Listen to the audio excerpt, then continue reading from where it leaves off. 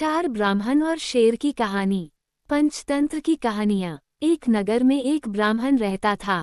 उस ब्राह्मण के 4 बेटे थे, उनमें से 3 तो खूब पढ़े लिखे थे, किंतु चौथा एकदम अनपढ़ था। उसका नाम बुद्धराम था। सभी भाइयों में आपस में बड़ी घनिष्ठता थी।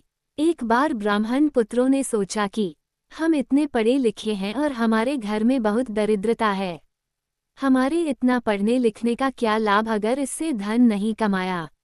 ये सोचकर चारों भाई धन कमाने के लिए घर से एक बड़े शहर की तरफ चल दिए। चलते चलते एक जंगल में उन्हें शेर की हड्डियां पड़ी हुई दिखीं।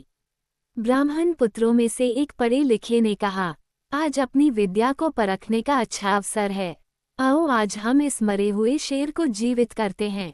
उसके दोनों पढ़े लिखे भाइयों को भी यह बात पसंद आ गई।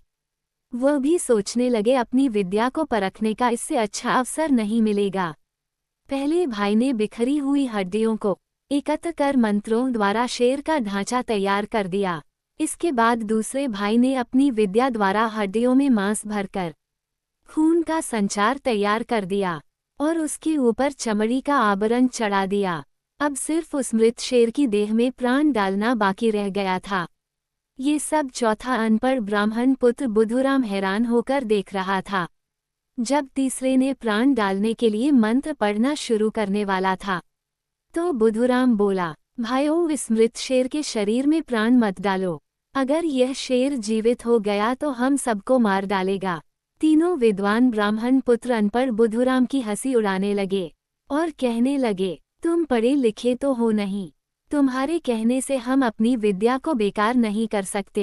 बुद्धराम के बार बार कहने पर भी उसकी बातों को नजरअंदाज कर तीसरे ने मंत्र पढ़ना शुरू कर दिया। बुद्धराम समझ गया अब ये किसी की बात नहीं सुनेंगे। बुद्धराम बोला, भाई ये शेर जीवित हो उससे पहले हमें पेड़ पर चढ़ जाना चाहिए। पर उसकी बात किसी ने नहीं मानी। बुद्धराम जाकर एक ऊंचे पेड़ पर चढ़ गया और पेड़ के ऊपर से ही सारा नजारा देखने लगा। इधर तीसरे विद्वान ने शेर को जीवित कर दिया। शेर जीवित हो उठा और गरजता हुआ उन तीनों के ऊपर टूट पड़ा। पल भर में उसने तीनों को मार डाला। जब शेर जंगल की तरफ चला गया, तब बुधुराम पेड़ से नीचे उतरकर अपने घर वापस आ गया। फिर उसने गांव में सबको इस घटना के बारे में बताया। शिक्षा। अनपढ़ बुद्धिमान 4 ब्राह्मण और शेर की कहानी से हमें शिक्षा मिलती है कि पढ़े लिखे नासमझ और अनुभवहीन व्यक्ति से अनपढ़ और अनुभवी समझदार व्यक्ति ज्यादा अच्छा होता है।